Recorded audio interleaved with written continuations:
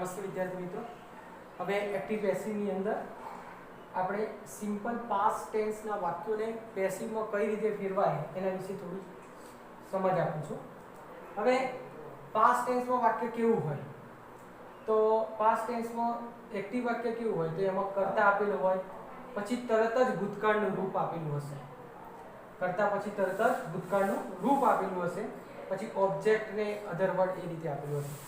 તો simple past tense નું વાક્ય છે એવું ઓળખી જવાય આપણને કે he played tabla at his school. તો આ વાક્ય ક્રિયાપદ પરથી ઓળખાઈ ગયું કે આ ભૂતકાળનું વાક્ય છે. બરાબર છે. તો કરતા પછી ભૂતકાળનું રૂપ જો એટલે તમને ખબર પડે કે આ સિમ્પલ પાસ્ટ ટેન્સ નું વાક્ય છે અને પેસિવમાં ફેરવવાનું છે. બીજું વાક્ય છે Ajay watched a movie in theatre. હવે વોચડ શબ્દ ઉપરથી જોયું કરતા પછી ડાયરેક્ટ V2 ભૂતકાળનું રૂપ આવ્યું એટલે કે આ સિમ્પલ પાસ્ટ ટેન્સમાં વાક્ય છે. આ વાક્ય શામાં છે? એક્ટિવમાં છે કે પેસિવમાં છે? આ બધા જ વાક્યો એક્ટિવમાં છે કારણ કે ક્રિયા કરનાર આગળ આપ્યો છે પછી ક્રિયા આપી છે. બીજા વાક્યમાં પણ એવું જ છે. ત્રીજું જોઈએ she sang songs yesterday. તેણીએ ગઈકાલે ગીતો ગાયા. તો sang જે છે એ ભૂતકાળમાં રૂપ આપેલું છે. પછી ચોથું વાક્ય જોઈએ he did not give me a pen. હવે did not શબ્દ કયા કાળમાં આવે? સાદા ભૂતકાળમાં. તો આ ચારેય વાક્યો જે ઉપર આપેલા છે એક્ટિવમાં આપેલા છે. હવે એને પેસિવમાં કઈ રીતે ફેરવવા તો એની ફોર્મ્યુલા છે ઓબ્જેક્ટ ને આગળ લાવવાનું છે, એને શું બનાવવાનું છે? સબ્જેક્ટ, એટલે કે કર્મને કર્તા બનાવવાનો છે. તો પહેલા જોઈ લઈએ. તો આવું વાક્ય આવે એટલે તમારે કન્ફ્યુઝ થવાની જરૂર નથી. પહેલા સૌપ્રથમ તમારે કર્તા જોવાનું. કર્તા ક્રિયા કરનાર કઈ ક્રિયા કરે છે? રમવાની. કયા કાળમાં છે? ભૂતકાળમાં છે. હવે રમવાની ક્રિયા કોના પર કરે છે? તો કે તબલા ઉપર. તો તબલા શું થયા? ઓબ્જેક્ટ છે એને શું બનાવી દીધો? કરતા. આગળ લાવી દીધો. બરાબર છે. અહીંયા જો મી આપેલું હોત તો અહીંયા આઈ થઈ જાય. બરાબર. તબલાની જગ્યાએ મી આપેલું હોત તો આઈ થઈ જાય, સબ્જેક્ટ તરીકે લઈ જાય. બરાબર છે. તો અહીંયા તબલાને તો કોઈ ફેરફાર થવાનો નથી. તો જે કર્મ છે એનું એ જ લખી દેવાનું, પણ હા ફર્સ્ટ લેટર કેપિટલમાં લખવાનું તબલા. પછી અહીંયા કાળ પ્રમાણે ઓબ્જેક્ટ લખ્યા પછી કાળ પ્રમાણે ટુ બી નું રૂપ. હવે અહીંયા વોઝ વેર કેમ છે? કારણ કે અહીંયા ભૂતકાળ છે એટલે તમારે વોઝ વેર જ લેવો પડશે. જો એસકેએસ હતો મૂળ રૂપ હોત તો એમિઝાર આવત, ભવિષ્યકાળ હોત તો વિલ બી આવત. બરાબર છે. તો ભૂતકાળ છે એટલે એનું ભૂતકાળનું ટુ બી રૂપ શું થાય? વોઝ અથવા વેર. તો એમાંથી તબલા એક વચનમાં આપેલું છે એટલે અહીંયા આવશે વોઝ. પછી વોઝ કે વેર ટુ બી ના રૂપ પછી તરત જ V3 એટલે કે ભૂતપૂર્વ. હવે પ્લેડ છે એ V2 માં પણ પ્લેડ લખાય અને V3 માં પણ પ્લેડ લખાય એટલે એમાં કોઈ ચેન્જ થશે નહીં કારણ કે પ્લેડ નું V3 પ્લેડ જ થાય. તો ઓબ્જેક્ટ પ્લસ ટુ બી નું રૂપ પ્લસ V3. બરાબર છે. તબલાને આગળ લાવી દીધું એટલે પેસિવ થઈ ગયું. જ્યારે કર્મને આગળ લાવો છો તો સમજો કે વાક્ય પેસિવમાં બને છે. પછી અધર વર્ડ વધારાના શબ્દો at his school. બરાબર છે. તો આપણે અહીંયા વધારાના શબ્દો at his school હતું આપણે મૂકી દીધું. બરાબર છે. વધારાના શબ્દો.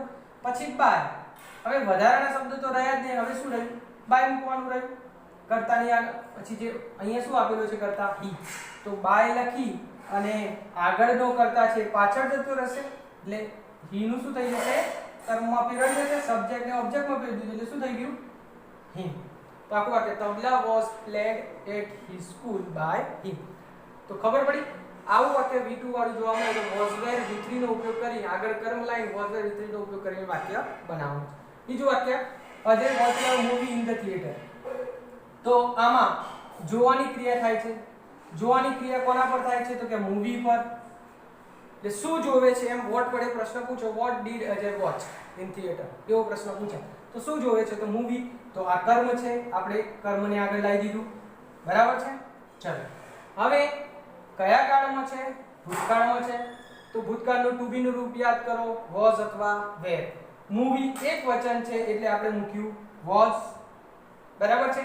પછી ઓબ્જેક્ટ પ્લસ વોઝ કે વેર પ્લસ V3. V3 એટલે કે આ જે ક્રિયાપદ આપ્યું છે એનું ભૂતકૃદન વોચ નું ભૂતકૃદન વોચડ જ થાય એટલે એને મૂકી દીધું. બરાબર છે. અનિયમિત ક્રિયાપદો હોય તો બદલાઈ જશે. દાખલા તરીકે ઈટ હોત એટ હોત અહીંયા એટ તો અહીંયા ઈટન લખવું પડે. એટ ભૂતકાળમાં લખાય અને ભૂતકૃદનમાં ઈટન લખાય. તો અહીંયા કોઈ ફેરફાર કરવાનો નથી એ મૂકી દીધું. પછી અધર વર્ડ વધારાના શબ્દો. તો Ajay watched a movie in theatre. આ ઇન થિયેટર છે એ વધારાના શબ્દો છે, તો આપણે વધારાના શબ્દો મૂકી દીધા અધર વર્ડ. પછી બાય મૂકવાનું છે, બાય પછી ડાયરેક્ટ આગળ આવી જવાનું. બાય લખ્યા પછી તરત જ આગળનો જે કર્તા છે એને કર્મ વિભક્તિમાં ફેરવી નાખવાનું. અજય છે, હવે અજય નામ આપેલું હોય, અહીંયા હી આપેલું હતું તો આપણે હિમ કર્યું, પણ અજય આપેલું છે એને હિમ કરવાની જરૂર નથી, છોકરો ભલે છે પણ નામ આપેલું હોય તો નામનું નામ જ રહેવા દેવાનું. તો બાય અજય, પણ અજય લખો ત્યારે અજયનો એ કેપિટલ હોવો જોઈએ, કારણ કે પ્રોપર નાઉન છે. પ્રોપર નાઉન નો first letter should be in capital, એમાં કેપિટલમાં જવું જોઈએ. she sang songs yesterday. she sang તેને ગાયો હોય, sang કયા કાળમાં છે? વર્તમાન કાળમાં નથી, ભૂતકાળમાં છે. બરાબર છે? ગાવાની વાત છે, શું ગાયું છે? તો કે સોંગ. તો સોંગ એકવચનમાં છે કે બહુવચનમાં? તો કે બહુવચનમાં છે, તો પહેલા આપણે મૂકી દીધું કર્મ ઓબ્જેક્ટ. પછી કયા કાળમાં છે જોયું આપણે? ભૂતકાળમાં છે, તો ભૂતકાળનું ટુ બી રૂપ વાપરવું પડશે. તો સોંગ્સ ભૂતકાળના ટુ બી રૂપ વોઝ અથવા વેર. સોંગ્સ એકવચનમાં છે કે બહુવચનમાં છે? તો કે બહુવચનમાં છે, તો આપણે શું મૂકીશું? વેર. પછી શું જોવાનું છે? જે ક્રિયાપદ છે એનું V3 ઓબ્જેક્ટ મૂકી દીધું, વોઝ વેર મૂકી દીધું. પછી V3 સિંગ sang sung, તો V3 પણ મૂકી દીધું. પછી વધારાના શબ્દો કઈ છે આમાં? ના, ખાલી સમય આપ્યો. સમયને તો છેલ્લે બાય પછી કર્તા મૂકી કર્મ બનાવી પછી જ મૂકવાનો છે, એટલે આને સમયને આગળ લેવાનો નથી. પણ એ સિવાયનું બીજું કઈ વચ્ચે હોય એને તમારે V3 પછી મૂકી દેવાનું. તો કશું હતું નહીં, એટલે પછી આપણે ડાયરેક્ટ બાકી શું રહ્યું? બાય. બાય મૂક્યો. પછી સબ્જેક્ટ ને ઓબ્જેક્ટ બનાવવાનો, એટલે સબ્જેક્ટ સી છે એનું ઓબ્જેક્ટ શું થાય? હર. તો બાય હર મૂકી દીધું. By her. આ રીતે આ ત્રીજા વાક્યમાં બાય હર સી નું શું કરી નાખ્યું? હર કર્યું. અને પછી યસ્ટરડે સમય હતો એને પાછળ મૂકી દીધું. ચલો આગળ બીજું વાક્ય જોઈએ. નેગેટિવ વાક્ય છે. he did not give me a pen. he did not give તેને મને ન આપી. did not કયા કાળમાં આવે? ભૂતકાળમાં આવે. do not does not હોય તો am is are not મૂકવાનું. did not હોય તો was were not મૂકવાનું. હવે was અને were તો આગળ જો બહુવચન હોય તો were આવશે, કર્મ જો બહુવચનમાં હશે તો were આવશે, એકવચન હશે તો was આવશે. હવે જોઈએ he did not give me a pen. હવે આપવાની વાત છે તો કર્મ શું છે કે શું આપ્યું છે? તો પેન આપ્યું છે. અને મી એટલે મને, આ કર્મ છે. હવે કોને આપ્યું છે? તેને મને શું નથી આપ્યું? તો કોને નથી આપ્યું? તો શું નથી આપ્યું એમ પૂછે તો પેન નથી આપ્યું. અને કોને પેન નથી આપી? તો મને નથી આપી. તો પ્રશ્ન વ્યક્તિ માટે પૂછ્યો તો કોને નથી આપ્યું એવો પ્રશ્ન પૂછાય. અને વસ્તુને કાઢ્યું હોય તો શું નથી આપ્યું. બરાબર છે? ચલો હવે જોઈએ. તો પહેલા મારે પેન થી આ કર્મ લેવું છે, મારે મી વાળું કર્મ લેવું નથી. બે કર્મ હતા, મી અને અ પેન, પણ મારે પેન લેવું છે કર્મ તરીકે, મી લેવું નથી.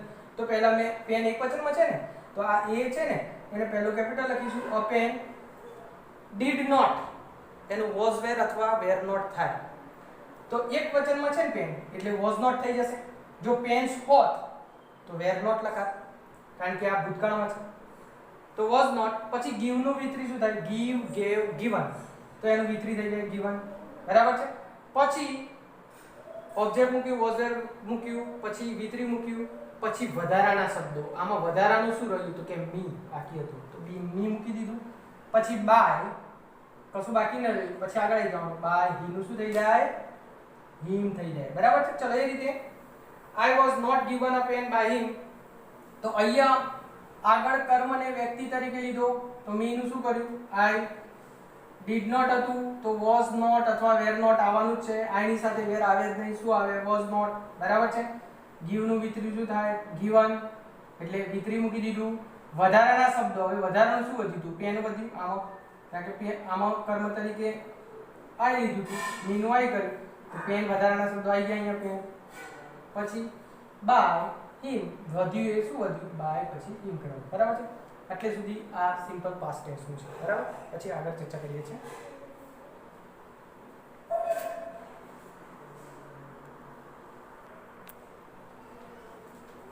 નમસ્તે વિદ્યાર્થી મિત્રો. હવે સિમ્પલ ફ્યુચર ટેન્સ આપણે પાસ્ટ ટેન્સના જોયા. સિમ્પલ ફ્યુચર ટેન્સમાં કયા પ્રકારનું વાક્ય ભવિષ્યકાળમાં એક્ટિવમાં વાક્ય કેવું હોય છે પહેલા જોઈ લઈએ. એક્ટિવમાં પેસિવ વાત નથી કરતો. કર્તા આપેલો હશે, પછી will આપેલું હશે, પછી ક્રિયાપદનું મૂળ રૂપ આપેલું હશે, પછી કર્મ આપેલું હશે અને શબ્દ આપેલો છે. આ વાક્યની ઓળખાણ છે કે આ વાક્ય એક્ટિવમાં છે. તો તો પહેલું જોઈએ he will catch a butterfly. પકડવાની ક્રિયા કોણ કરે છે? તે. તો કરતા ખુદ આગળ આવી જાય છે અને will પછી ક્રિયાપદનું મૂળ રૂપ. તો આ વાક્ય શામાં છે? એક્ટિવમાં છે. બરાબર છે? એક્ટિવમાં છે એમ કહી શકાય. કરતા આગળ છે એટલે કરતા ખુદ ક્રિયા કરે છે. they will give us car. તેઓ આપણને કાર આપશે. તો એ પણ કરતા આગળ છે. they will give us car એ પણ એક્ટિવમાં છે. મયુર will not accept my invitation. મયુર મારો ઇન્વિટેશન છે એક્સેપ્ટ કરશે નહીં. બરાબર છે? હવે પહેલું એનું પેસિવ ફોર્મ્યુલા શું થશે? તો પહેલા ઓબ્જેક્ટ ને કરતા બનાવવાનો છે. આમાં ઓબ્જેક્ટ કયો છે? ક્રિયા કઈ છે? પહેલા જોઈએ will catch એટલે પકડવું. શું પકડશે? પ્રશ્ન પૂછો. પકડવાની ક્રિયા કોના પર થાય છે? તો બટરફ્લાય પર. તો પહેલા લખીશું a butterfly એટલે ઓબ્જેક્ટ ને કરતા બનાવી દીધો. પછી will તો લખવાનું જ છે પણ એનું ટુ બી નું રૂપ શું? આપણે શું દરેકમાં જોતા હતા ટુ બી નું રૂપ. તો આનું ટુ બી નું રૂપ છે will be. ભવિષ્યકાળનું ટુ બી રૂપ છે will be. તો a butterfly will be પછી v3 catch નું v3 શું થાય? caught. પછી વધારાનું શું વધ્યું? by him. બીજું વાક્ય they will give us a car. આમાં they will give તેઓ આપશે. શું આપશે? તો કાર આપશે.